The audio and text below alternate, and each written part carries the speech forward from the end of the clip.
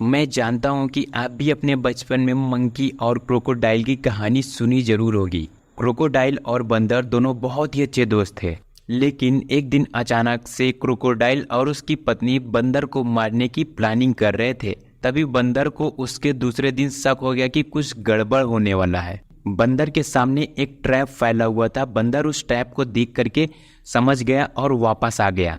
बंदर अपनी चालाकी की वजह से बच गया, नहीं तो बुरा ट्रैप में फंस जाता। जॉब के लिए पहले तो लोग परेशान रहते हैं और जब वो जॉब मिल जाती है तो एक अलग से प्रॉब्लम क्रिएट हो जाती है। बंदर ने तो अपना ट्रैप किसी तरीके से पता लगा लिया, बट लोग आज भी हैं जिन्हें इनफैक्ट वो जॉब करनी पसंद नहीं होती है, फिर भी वह उस जॉब को करते रहते हैं। And this is called a middle class trap.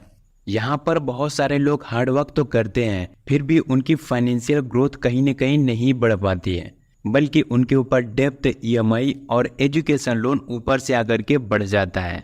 फिर भी वह फाइनेंशियल ग्रोथ को नहीं बढ़ा पाते हैं और उनके ऊपर धीरे धीरे करके डेब्ट और ईएमआई का प्रेशर, एजुकेशन लोन धीरे धीरे करके बढ़ जाता है। एक इंसान जो कि महीने का 40,000 रुपये की अर्निंग करता है, वह सोचता है कि अब तो मेरी अर्निंग बढ़ गई है और हमें बेस्ट करना चाहिए।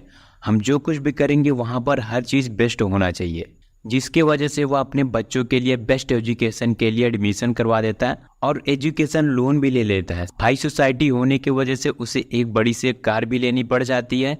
आसपास के लोगों को दिखाने के लिए, सोसाइटी को दिखाने के लिए एक बड़ी कार ले लेता है। उस कार को भी वह ईएमआई पर लेता है। फिर वह एक ऐसे ट्रैप में फंस जाता है जहां पर उसकी पूरी लाइफ की वाट लग जाती है। एंड उस इंसान को माइंड लेवल से स्ट्रेस आना शुरू हो जाता है और साथ ही साथ उसका जो फाइनेंशियल स्ट्रेस था वह बहुत हाई हो जाता है, जिसकी वजह से वह इंसान हमेशा हमेशा के लिए परेशान हो जाता है। डोंट वरी दोस्तों, आज के इस वीडियो में आप जानोगे कैसे मिडिल क्लास के ट्रैप से आपको बाहर निकलना है। और इस वीडियो को आप पूरा देखना ताकि आपको आगे चल करके रिग्रेट ना हो एंड कहीं आप भी इसी मिडिल क्लास ट्रैप में ना फंस जाओ। सो इसलिए इस वीडियो को पूरा लास्ट तक देखना। ट्रैप नंबर 1, मोर लायबिलिटीज लेस एसेट्स। दोस्तों, पैसों के बहुत ही सिंपल से रूल होते हैं। Your expenses should be less than your income. आपके जो खर्चे हैं वह आपकी इनकम से कम होना चाहिए। वह टोटल ओवरऑल 50% अमाउंट में कवर होना चाहिए, तभी आपके पास ज़्यादा पैसे सेव होंगे, आप उस पैसे को अच्छे से यूज़ करोगे। ऑथर कहते हैं कि हमें ज़्यादातर करके एसिड और लायबिलिटीज़ के डिफरेंट को समझना चाहिए। एसिड क्या होती है? एसिड बहुत सारी चीज़ें होती हैं जिसकी वजह से हमें पैसा मिलता रहता है, और लायबिलिटीज़ बहुत सारी चीज़ें होती हैं जिसकी वजह से हमारा पैसा निकल जाता है हमारी जेब से। फॉर एग्जाम्पल, लोगों को लगता है कि हमें एक बहुत बड़ी कार लेनी चाहिए, सोसाइटी को दिखाने के लिए लोग ले भी लेते हैं एंड इसमें कुछ गलत नहीं है, बट हम इसको समझते हैं। जब कोई पर्सन कार ले लेता या फिर कोई ऐसे सामान ले लेता है जिसको वह अफोर्ड नहीं कर पाता, अब वह पर्सन उस सामान को लेता है तो ईएमआई पर लेता है या फिर लोन करा करके लेता है, क्योंकि पूरा अमाउंट उसके पास नहीं होता और उसको ज़रूरत होती है। जब उस कार को ले लेते हैं तब उस कार का जो मेंटेनेंस होता है वह बहुत ज़्यादा हाई होता है और साथ ही साथ उसका सर्विस चार्जेस भी लगते हैं, फ्यूल लगते हैं। ईएमआई तो हमेशा के लिए पे करना पड़ता है।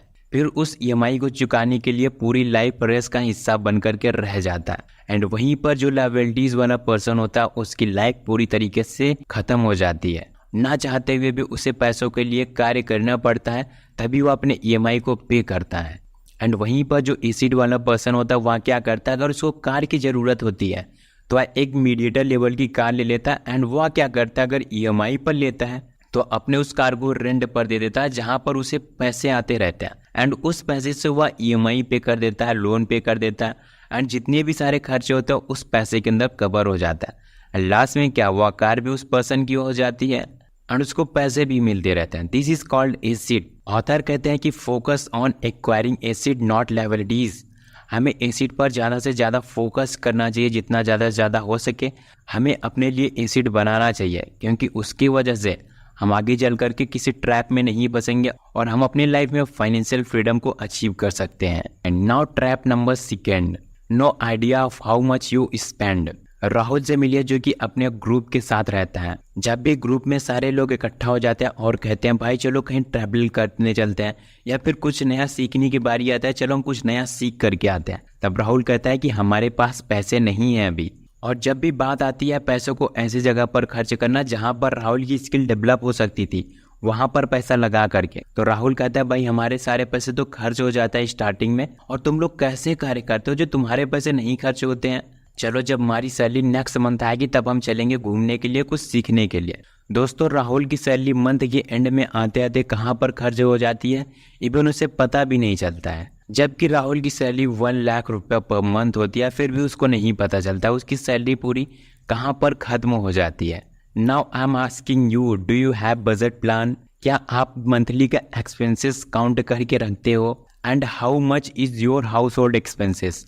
आप जब उस घर में रहते हो उसका एक्सपेंसेस कॉस्ट क्या है, जहाँ पर रहते हो उस चीज़ का कॉस्ट क्या है। अगर आप इन सारी चीज़ों का ट्रैक रिकॉर्ड नहीं रखे हो तो आप अपने बजटिंग प्लान को नहीं सेट कर पाओगे। So most important point, keep trekking on your spendings. आप जहाँ पर भी अपने पैसे खर्च करें उस चीज़ का लिस्ट बना करके रखो। आपका 5 रुपये 10 रुपया भी खर्च हो रहा है, आपका 8,000 10,000 रुपया भी खर्च हो रहा है, लाख रुपया भी खर्च हो रहा है, तो उस चीज़ का भी एक लिस्ट बना करके रखो। बिकॉज तभी आप अपने बजटिंग को मैनेज कर सकते हो, तभी आपको पता चलेगा कि हमारे पैसे कहाँ पर खर्च हो रहे हैं। जब भी आप अपने एक्सपेंसेस को ट्रैक करने के लिए एक लिस्ट बनाते हो, फिर अगली बार आप पेमेंट करने से पहले सोचोगे, एंड आप पेमेंट करने से पहले हर एक चीज़ को सोचना शुरू कर दोगे, जिसकी वजह से आपके एक्सपेंसेस कम हो जाएंगे एंड आपका जो बजटिंग प्लानिंग है, मनी सेविंग रूल, वो बढ़ जाएगा। Point number 3, that depends on single source of income of a single person. दोस्तों जो हमारी इनकम होती है वह डिसाइड करती है कि हमारे पास कितने पैसे सेव हो जाएंगे। फॉर एग्जाम्पल, अगर आपके फैमिली मेंबर में 6 पर्सन रहते हैं तो आप उन सारे लोगों को एक्सपेंस कितना होता है वह काउंट करना बहुत ज़्यादा जरूरी होता है। एंड ये भी हमें पता होना चाहिए कि अर्निंग मेंबर कितने हैं, वो अकेले वर्क करने वाले हो। तो आपकी अगर सैलरी 1 लाख रुपया, तो आप 1 लाख रुपया नहीं काउंट कर सकते हो। आपको क्या करना है, पर्सन टू पर्सन काउंट करना है कि हाँ 20,000 मतलब कि 1 लाख रुपया। एंड अभी भी 20,000 रुपया कम पड़ रहा है 6 लोगों के अकॉर्डिंग। इट मीन्स मेरी सैलरी अभी 20,000 रुपया से कम है, क्योंकि पर्सन के अकॉर्डिंग हम एक्सपेंस करते हैं। जो भी चीज़ें हुआ, चाहे वो बजटिंग प्लानिंग हुआ, इक्विपमेंट्स तो उतने ही लगते हैं, चाहे वो बेसिक नीड्स हुई, चाहे वो अदर एक्सपेंसेस हुए, तो वो तो पर्सन के अकॉर्डिंग ही डिफाइन करते हैं। आपको देखना है पर पर्सन कितना अमाउंट सेट हो रहा है। जब आप पर्सन टू पर्सन काउंट करोगे तो आपको पता चलेगा कि आपकी सैलरी कितनी है, एंड आप उस चीज़ को ट्रैक करना शुरू कर दोगे, तब आप अपने ट्रैप है उससे बाहर निकल जाओगे।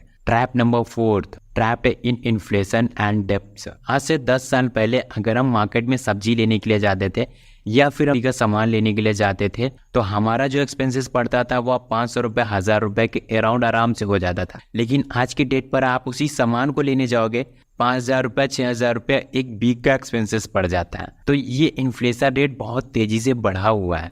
10 साल पहले जो पेट्रोल 60-65 रुपये पर लीटर के हिसाब से था, एंड आज के टाइम पर वही पेट्रोल 100 रुपये के अकॉर्डिंग हो गया है। इट मीन्स इन्फ्लेशन रेट 53% से बढ़ गया है। एंड अगर इसी चीज़ को हम सैलरी के अकॉर्डिंग देखें तो 10 साल पहले अगर आप 25,000 रुपये की जॉब करते थे तो आज की डेट में आपको 30,000 रुपया मिल रहा है। लेकिन जो हमारे एक्सपेंसेस है, जहाँ पर भी हम सामान लेने जाते हैं, वो चीज़ें ज़्यादा बढ़ रही हैं। इन्फ्लेशन रेट इतनी तेज़ी से बढ़ रहा और सैलरी नहीं बढ़ रही है। मतलब कि अगर आप इन्फ्लेशन रेट को बीट करना चाहते हैं तो आपको अपने पैसों को सेविंग करके इन्वेस्टमेंट करना होगा, तभी आप इन्फ्लेशन रेट को बीट कर पाओगे। अदरवाइज आपके पैसों की कीमत धीरे धीरे करके कम हो जाएगी एंड आप एक ट्रैप में फंस करके रह जाओगे। आपको पता नहीं चलेगा कि इतना अमाउंट आपका इतना जल्दी कैसे खर्चा हो जा रहा है। तो आपको इनडायरेक्टली और डायरेक्टली अपने पैसों को सेविंग करके इन्वेस्टमेंट करना ही पड़ेगा। आपको अपने पैसों को ऐसे जगह पर लगाना ही पड़ेगा जहां पर आपके पैसे इन्फ्लेशन रेट को बीट कर पाए। And point number 5, feeling to invest and building wealth. दोस्तों आज के टाइम पर तो बहुत सारे जगहों पर ऑप्शन है इन्वेस्टमेंट करने के लिए। आप यूएस स्टॉक में इन्वेस्टमेंट कर सकते हो, इंडियन स्टॉक में इन्वेस्टमेंट कर सकते हो, इवन म्यूचुअल फंड और इंडेक्स फंड में इन्वेस्टमेंट कर सकते हो, ETF जैसे ऑप्शन से आप वहाँ पर भी इन्वेस्टमेंट कर सकते हो। अगर आप अपना पैसा बैंक में रखते हो तो बैंक वाले उस पैसों को यूज़ करके प्रॉफिट कमाते हैं एंड आपको ऐसा लगता है कि हमारे पैसे सेफ है, सुरक्षित है। आप कभी भी बैंक में जाओ डायरेक्टली पैसा निकालने के लिए, बड़ा अमाउंट तो वो नहीं निकाल करके देंगे, बिकॉज वो आपके पैसे किसी और को दिए हैं जिसकी वजह से उनको प्रॉफिट से मिल रहा है। एंड ये जो मिडिल क्लास पर्सन है इस चीज़ को नहीं समझ पाते। नाउ अब आपको क्या करना है, इस पैटर्न को ब्रेक करके पैसों को इन्वेस्टमेंट करना शुरू कर देना। एंड जब आप इन्वेस्टमेंट करोगे तो आपकी जो पैसों की कीमत वो बढ़ जाएगी। देन आपको फ्यूचर में रिग्रेट नहीं होगा कि काश हमने भी इन्वेस्टमेंट कर लिया होता तो आज मेरी पैसों की कीमत कहीं ज़्यादा होती। सो अगर आप इन्वेस्टमेंट करना चाहते हो तो डीमैट अकाउंट का लिंक वीडियो के नीचे डिस्क्रिप्शन बॉक्स में मिल जाएगा, लिंक पर जाओ और इन्वेस्टमेंट करना शुरू करो। Stop comparing your self. हम दूसरों को दिखाने के लिए, दूसरों से कंपैरिजन करने के लिए बड़ी बड़ी चीज़ों को ले लेते हैं, जिसकी वजह से हमें ऐसा लगता है कि अब हमारा स्टेटस मेंटेन हो जाएगा। बट दोस्तों, दूसरों को कुछ भी नहीं फ़र्क पड़ता, दूसरों को घंटा नहीं फर्क पड़ता कि आप क्या काम कर रहे हो, आप क्या लेकर के जा रहे हो। 2-4 दिन चाहे जो सबकी नज़र रहती है, उसके बाद बैक टू नॉर्मल हो जाता है। बट उस चक्कर में आप कहीं ना कहीं पूरी लाइफ EMI पे करते हो, पूरी लाइफ लोन पे करते हो, एंड आप एक ट्रैप के अंदर फंस करके रह जाते हो और आपकी लाइफ का डाउन पॉइंट वहाँ से शुरू हो जाता है। दूसरों से कंपेयर मत करो। आपको अगर वो सारी चीज़ें अफोर्ड करना है तो आपको अपने इनकम को बढ़ाने पर फोकस करना है। जब आपकी इनकम बढ़ जाएगी, जब आपके जो एसेट्स हैं वहाँ से पैसा आने लगेगा, तब आप इन सारी चीज़ों को अफोर्ड कर सकते हो। सो दोस्तों, ये थी ओवरऑल वीडियोस। आई होप कि आप इस वीडियो में जरूर कुछ ना कुछ नया सीखे होंगे। अगर आपने इस वीडियो में कुछ सीखा तो वीडियो को एक लाइक कर देना, एंड इस चैनल पर अगर आप नए हो तो इस चैनल को प्लीज सब्सक्राइब कर देना, ताकि आने वाली इंपॉर्टेंट वीडियो की नोटिफिकेशन आपको मिलती रहे। सो सब्सक्राइब नाउ, मिलते हैं किसी अगले वीडियो में। तब तक के लिए thanks for watching this video.